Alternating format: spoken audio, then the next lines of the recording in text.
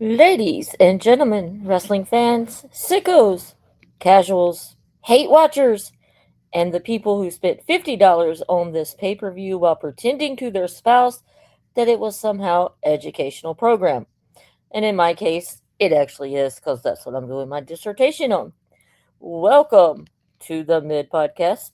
And today we are talking, me including, us talking AEW Double or Nothing 2026, which was held in Queens, New York, inside the Louis Armstrong Stadium, where apparently Tony Khan looked around New York City and said, Madison Square Garden, too obvious.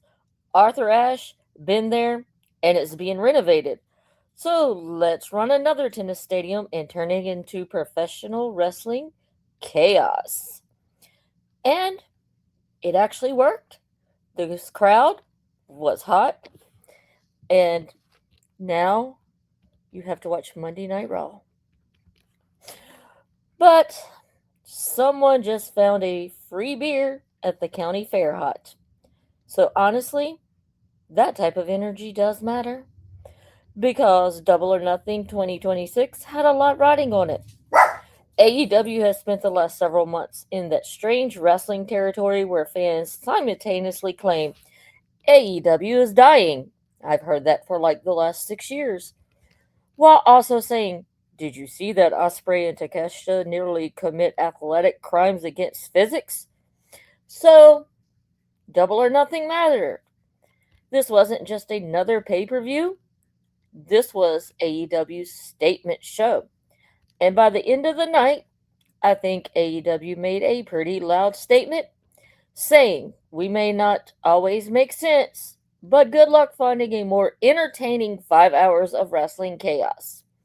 Double or Nothing had everything a wrestling fan could want: violence, technical wrestling, tournaments, fire, a low blow to the newly all elite Mick Foley, and yes, Mick Foley showed up and immediately learned that MJF treats legends like unpaid parking tickets.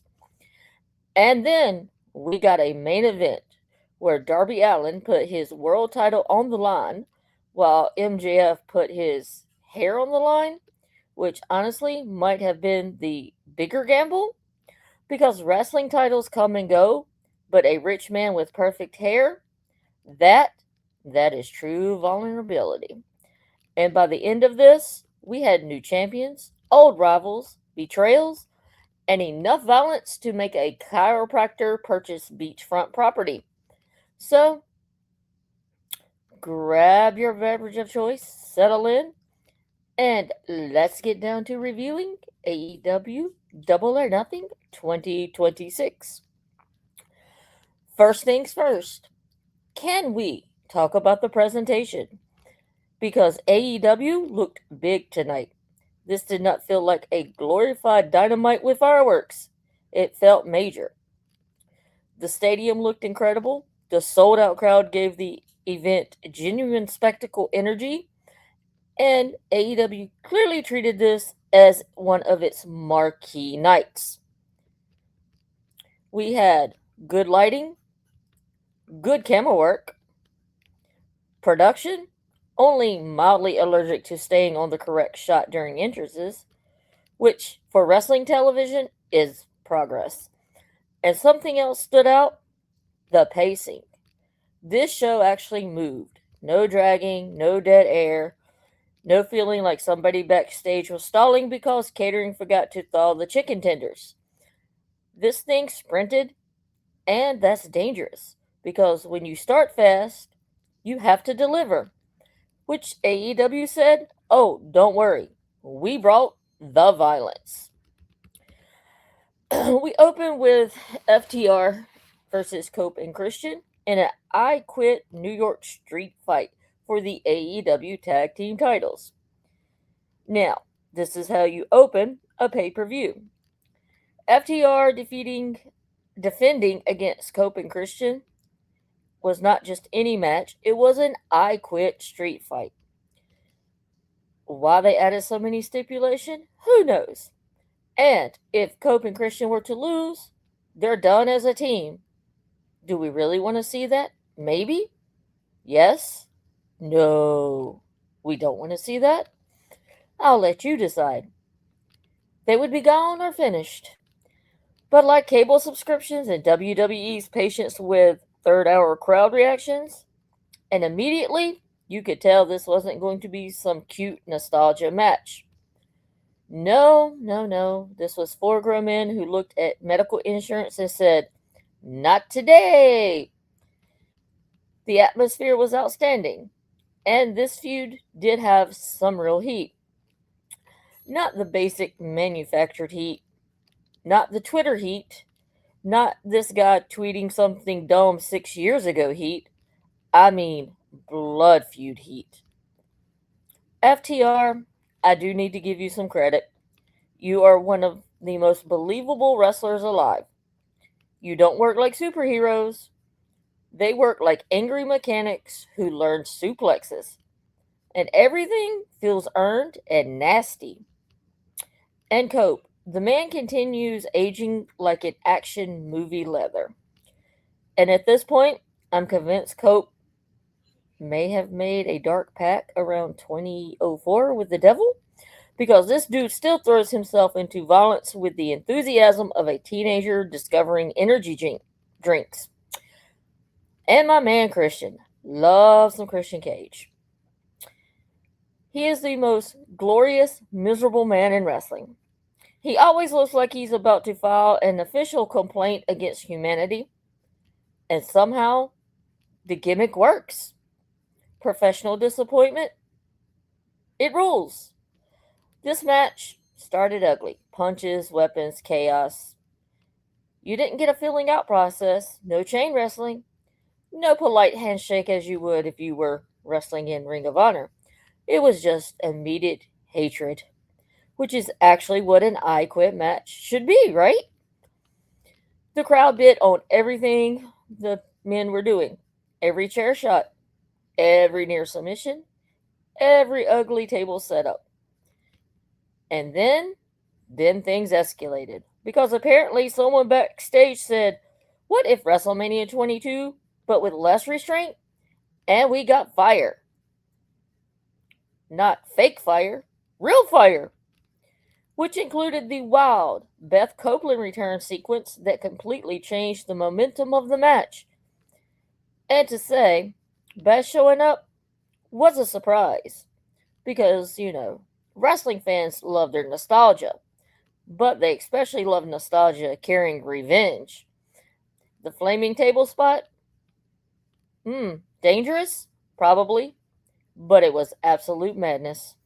Stokely Hathaway accidentally becoming a human barbecue because he can't get no hose? I'm sorry. I did laugh. Probably shouldn't have, but I did because that shit was funny. Wrestling violence somehow exists in this strange cartoon universe where we all collectively agree that looked horrific. Let's run it back in slow motion. The finish of the match, fantastic. We see Beth retrieving Spike and Cope applying the crossface, which led to Dax finally quitting. And voila, new tag team champions, which, we all kind of knew that going in. Cope and Christian win. FTR loses. The crowd lost their mind. Was it subtle? No. Was it elegant? No. Was it technical poetry? No. This was wrestling bar fight cinema. And we know sometimes that's exactly what wrestling should be. So, was it a perfect match? No. It was definitely spectacular, and maybe the strongest possible way to kick off the show, which earned this match a possible A.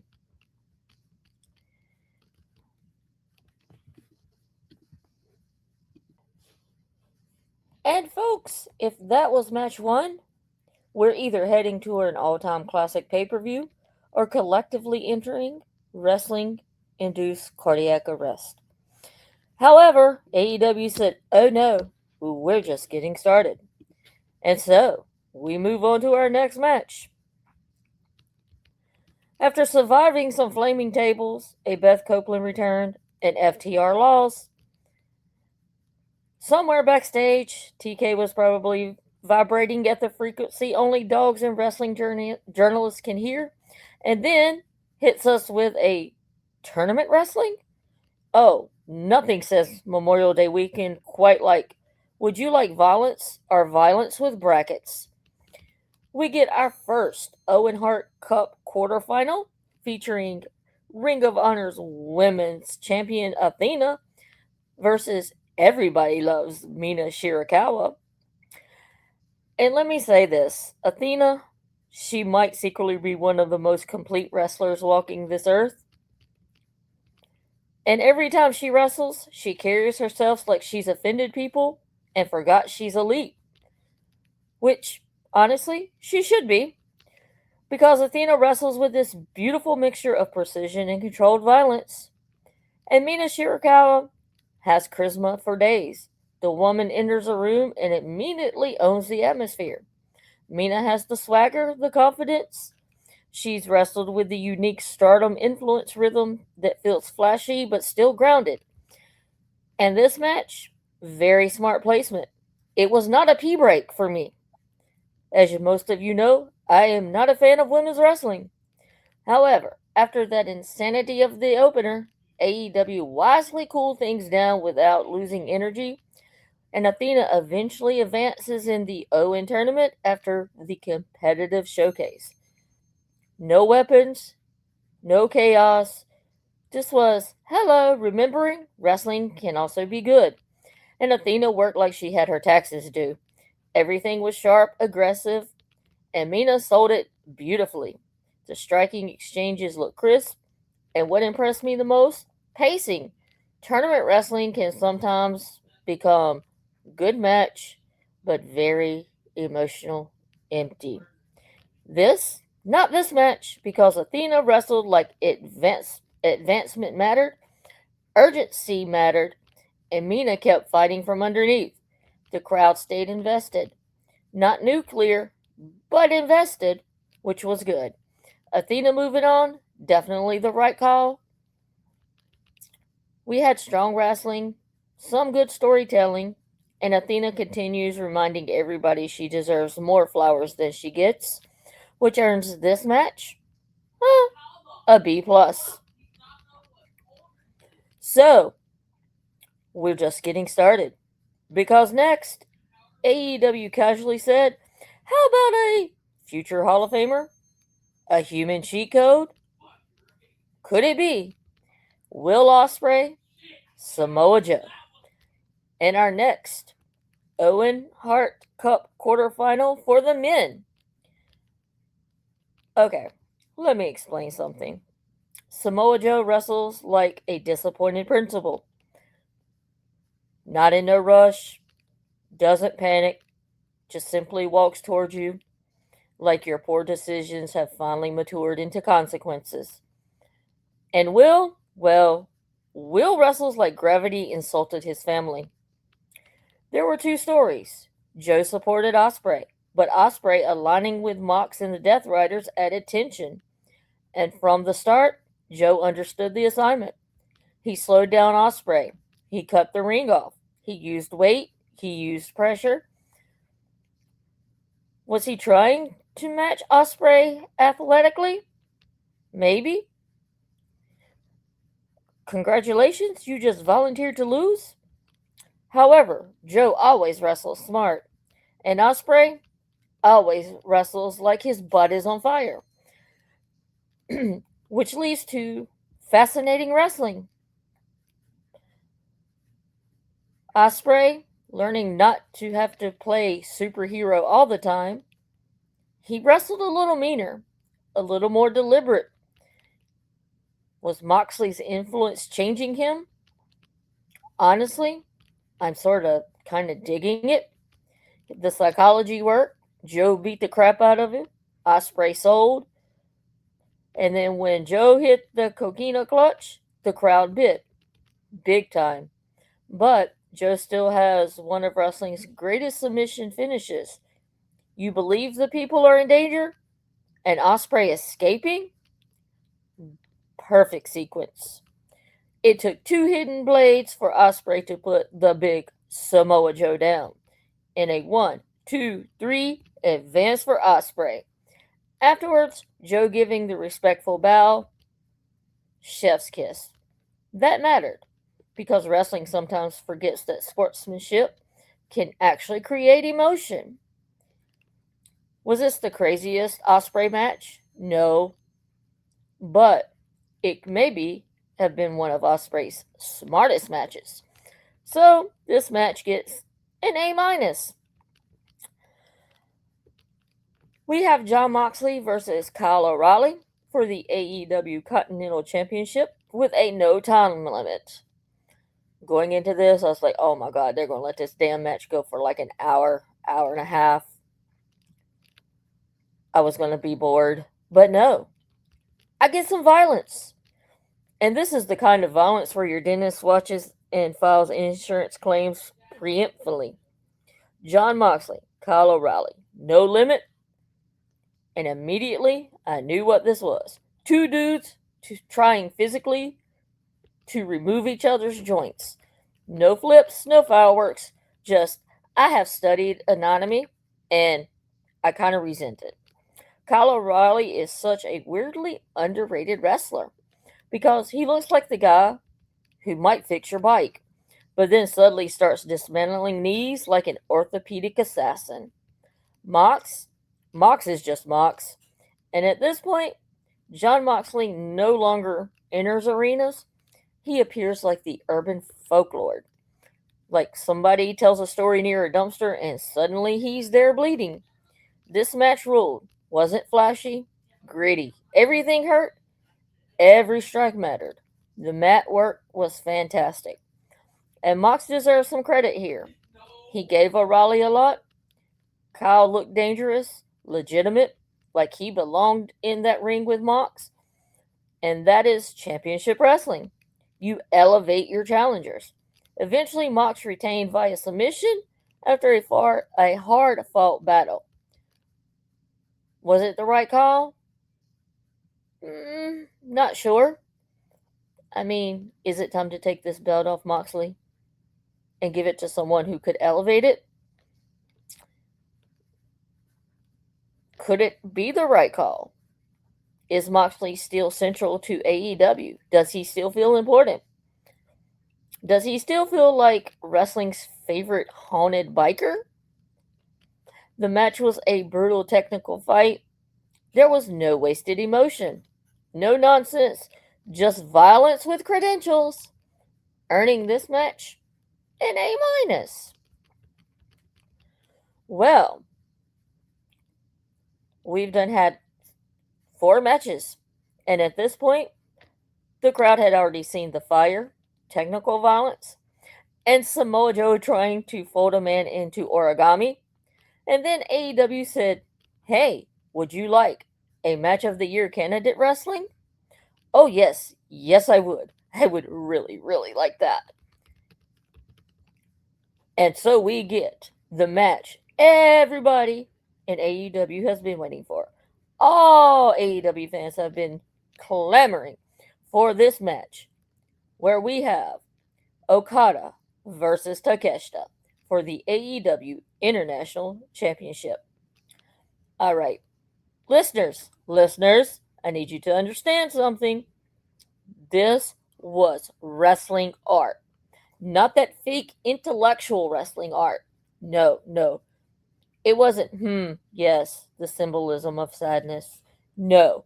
This was wrestling art. Okada, Takeshita. And if you love wrestling, not sports entertainment, you already knew. This match had ridiculous expectations. Somehow, they delivered. Takeshita wrestled with urgency. Okada wrestled with arrogance. Perfect dynamic. And because Okada's greatest superpower isn't athleticism, it's confidence, this man carries himself like he knows he's better than you. Don't tell MJF he said that. And honestly, half the time he might be right. Meanwhile, Takeshita He's hungry. He has explosiveness. He felt like a man trying to graduate from contender to cornerstone. His strikes are beautiful. His counters are insane. His near falls would give you heart attacks. And that is what I love. There was no wasted drama, no nonsense interference, just two elite wrestlers chasing greatness. And then, boom! Takeshita finally beats Okada. We have a new champion! Yay! We all want a new champion, right? Right? The crowd lost it because Takeshita earned this. And that's what matters. It was not a surprise for surprise's sake. It was earned. And then we see the return of the protostar, Kyle Fletcher. Kyle Fletcher. Takeshita. Best friends. Well, Kyle Fletcher does the ultimate and betrays Takeshita afterward. And, well, you know, wrestling friendships, they last about as long as gas station sushi. And I ain't eating it. This match, Show Stealer, was an absolute masterpiece in wrestling. And an early clubhouse leader for match of the night. Fuck match of the night. This is the clubhouse leader for match of the year. Earning this match an A+.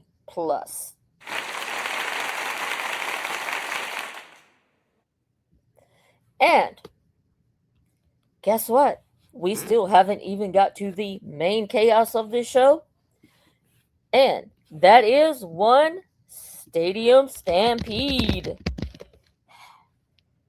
Going into this, people were saying there were too many participants. You had 7 on 7. Well, it actually worked. I was one of those people thinking, yeah, there was probably too many people involved in this match. 5 on 5 would have been better. Maybe 4 on 4. But no, we get 7 on 7.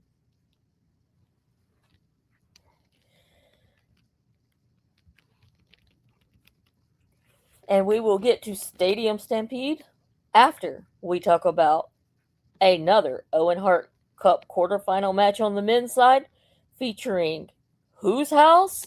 Swerve Strickland's house versus our Ring of Honor World Champion, Bandito. Now, this was a sneaky good match. Leading up to the match, Swerve kept giving us vignettes on going after Bandito, saying, you know, he wants power. Okay, well, Bandito's the Ring of Honor champion, but Ring of Honor's on a paywall, and all of y'all bitch about not knowing anything because y'all refuse to pay for it. $10 a month, and you get all the back catalog for Ring of Honor. Quit your bitching and pay for it. Anyway, back to this match. Swerve and Bandito walked into an impossible situation following Takeshita Okada. I mean, that would be like the band playing after Prince or Michael Jackson. Good luck. But you know what? These two didn't try to top it. They work differently and smart. Bandito wrestles like someone combined lucha libre with an espresso.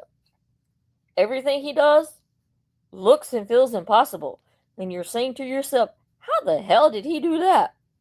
Meanwhile, Swerve is the man. Swerve has swagger. Swerve is cool. Yeah, cool. That's just the word. And it's not like a forced cool like you get from WWE. It's not a corporate branding saying, I'm edgy cool. No, Swerve carries himself like a star, and his wrestling reflects that he is a star. He's patient, he's cruel, he's calculated. This wasn't spot wrestling, this was control versus explosiveness. Bandito pushes the pace, Swerve decides to slow it down, and that is where the drama lived. Bandito had several moments where you believed, holy shit, he might actually beat Swerve. They wouldn't really have Swerve lose, but Swerve, the ever too smart, too composed, the swagger of Swerve, said, you ain't beating me tonight. Gives a house call, hits the big pressure, gets the 3 count, and he advances in the Owen tournament, which most of us have predicted it should be him and Ospreay in the final, which is honestly the right move for Swerve winning, because Swerve still feels like one of AEW's centerpiece performers. There was no flashy chaos, just some good, strong, smart, tournament-style wrestling and storytelling. Earning this match a B+. Alright, so everybody's favorite match, Stadium Stampede. Now, it seems like this match could have had a lot more chaos in it than it did, but the New York Athletic Commission was like, no, you can't fight in the crowd, no blood. And there was some blood on the show, but it was done the hard way. So, I kind of feel like this was a watered down version of a Stadium Stampede. But let's get into it. Listeners, take a deep breath, because describing this match is like to summarize a tornado. You had Chris Jericho, the Hurt Syndicate, the Elite on one side, Ricochet, Andrade, Mark Davis, and the Dogs on the other side. And approximately 14 separate entrance nightmares. And immediately, the entrance sets the tone. You have music, theatrics, some chaos brewing. And this year's Stampede leaned into both comedy and destruction while mixing cinematic madness with live crowd spectacle. And here's the thing about the Stadium Stampede. You either accept the nonsense or you fight it and you become miserable, WWE fans. Oh, did I say that out loud? Sorry, not sorry. I personally accept the nonsense and choose joy, because this match understood what it was, ridiculous, and proud of it. They enjoyed the ridiculousness. The early portions stayed near ringside. And then, well, as in all Anarchy in the Arenas, Stadium Stampede matches, civilization collapsed. We went backstage. We had food fights. We had tennis fights. We had random brawls. We had Luchasaurus discovering wigs. And Jack Perry committing vehicular crimes that actually had an app called the police. Well, the poor security guards wondering if LinkedIn has emergency openings, because they're like, I don't know, I might need a new job. The crowd ate it up, and because the Stampede worked when everyone commits, and they committed hard in this match, it was a pretty good match. Was it technically perfect? No, absolutely not. Did you expect it to be? You don't watch a Stadium Stampede match for wrist control and chain grappling. You watch it because someone may literally be hit with furniture, jump off something crazy, have a food fight, and somehow, within all that madness, within the structure, it works. You had Jericho and Ricochet become emotional anchors. Their feud gave the chaos direction it needed, which mattered. And then we have the finish. The finish. It was a 7-man super kick chaos. A lion salt, and Jericho picks up the win. So, Jericho, Hurt Syndicate, and the Elite survived this insanity. And afterwards, Jericho paying tribute to the late great Sabu was a nice touch and unexpectedly classy. This match, a beautiful disaster. Was it for everyone? No. Did you expect it to be? No. But it was for me because I love chaos. So I'll give it a B plus. Well, now AEW sat there and thought, let's see, should we crown a queen? And tonight they did that, where we had the AEW Women's World Champion Fatal 4-Way. Now, again, my listeners know I am not a fan of women's wrestling. The 4 women in this match, Jamie Hayter, love Jamie Hayter, met her in person, sweet lady. Chris Statlander, not a fan. Think a lot of it has to do with they don't know what the hell to do with her character. Her title runs have been boring as hell. Sheeta, I like Sheeta, but Sheeta has been MIA for a while and then all of a sudden shows up. So are we getting heel Sheeta, tweener Sheeta, good Sheeta? What the Sheeta I know? I don't. That's the problem. And our champion. Now this woman, badass. This woman makes me enjoy women's wrestling when she's in a match. And her, like me, think women are dumb bitches. It is Tekla. Now, this match, it had pressure. Because women's wrestling in AEW still lives under this weird microscope. And every match gets analyzed like it's defending a doctoral dissertation, which I will be doing in a year and a half. But these 4, they delivered. And Tekla continues to be fascinating. She has this dangerous artist energy. Like, she might wrestle you, or she might poison your tea. Pick your poison. I don't know which one I would want. Poison tea or wrestle Tekla. I vote neither. I do mean that respectfully, though. Jamie Hayter. Jamie Hayter. She still wrestles like she owes Violence money. Statlander. She has power. She has explosiveness. Kind of boring to me. Sheeta. Well, Sheeta seems like the veteran glue. The person who could keep everything grounded. However, Tekla retained in a chaotic and competitive 4-way. The tension between Sheeta and Statlander became a central story. And honestly, it worked. And this might be a feud I might be interested in, even if it has Statlander in it. 4-way matches are always hard. They're very hard. Get your mind out of the gutter, man. They become disorganized very fast. This one, stayed coherent. Everyone got moments. Everyone seemed to matter. And Tekla escaping with the title, smart. She still feels like a fresh champion. And to be honest, I hate to say this, without Toni Storm and Mercedes Moné, there's really nobody on that roster that is up to Tekla's level. We had some good wrestling, strong pacing, and further proof that Tekla is becoming a real player in the women's division. This match deserved. Oh no. It gotta be. I think that might be the highest grade I've given a women's match. Okay, people. We only have one thing left. And that is our main event.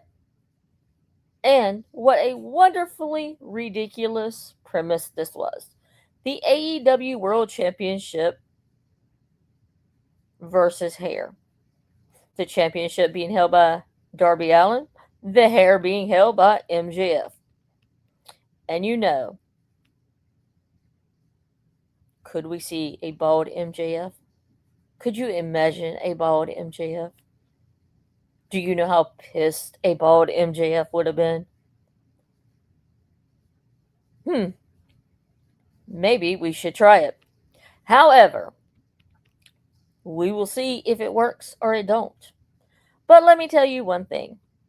This was wrestling storytelling. There wasn't just moves, there was not just spectacle, it was story. Because Darby Allin and MJF are polar opposites. Darby is chaos, pain, self destruction. And he wrestles like OSHA regulations personally offend him. MJF, ego, luxury, rich SOB, uses manipulation. A man who moisturizes while plotting betrayal. And the stipulation, while people bitched about it at first, now it seems brilliant because suddenly people cared about not only MJF, but his hair and his hairline. That's wrestling magic. Mick Foley appearing earlier only added emotional texture before MJF antagonized him with a subliminally of a cartoon villain. I'm going to kick you in the balls. Leading fans to think maybe Foley would come out and have something to do with this match. Guess we'll see. But this match, excellent pacing. Darby fought desperate, fast, wild, the Darby way. Meanwhile, MJF wrestled like a predator. He would slow things down, try to control the tempo, make Darby suffer. And folks, Darby sold this thing beautifully. Because Darby's genius is not fearless. It's consequence. You believe his body is breaking, and MJF exploits that, and exploits it hard. We have an avalanche tombstone, which was nasty looking, a scorpion deathlock, great drama. Darby collapsing under his own recklessness was central to this story. Everybody bitching about him defending the title on Dynamite, on Collision. That was the story. Oh, I'm sorry. AEW doesn't tell stories. I forgot. My bad. Dumbass. They do tell stories. They just don't have to be spoon fed to you with 20,000 vignettes and commentating telling you every 2 seconds. I mean, heaven forbid wrestling fans think for themselves. The crowd absolutely was hooked in this match. And for a second, you thought MJF could actually lose his hair. And wrestling crowds, well, they do love humiliation, especially when it comes at the benefit of a smug SOB like MJF. Well, then, the smug genius, the scarf wearing tax bracket MJF steals it. And he steals it the best way possible with a side headlock takeover. He gets the 1, 2, 3. MJF wins. He regains his AEW World Championship, making him a 3-time champion. He still has his hair intact. And he's done all that before he's 30 years old. And folks, this is why you love wrestling. MJF works best on top. Don't ask his wife. The man is wrestling's luxury supervillain. And then Kevin Knight comes out afterwards and attacks. But instead of attacking MJF, we get the fallout. Kevin Knight attacks Darby Allin. Which means AEW successfully did what pay-per-views are supposed to do. Reward tonight while selling tomorrow. Was this the best technical match? No. Was it the best storytelling match? Maybe. And sometimes that does matter more. So, this match gets an A. Okie dokie. Now, we're going to go into rapid fire with our best, worst, and weirdest of the nights. Match of the night, no question. Was not even close. It was the absolute masterpiece of Takeshita versus Okada. My MVP of the night has to go to Takeshita. He finally won gold, stole the show, left heartbroken, which was pure cinema. Biggest surprise, I would have to say, would be Beth Copeland returning.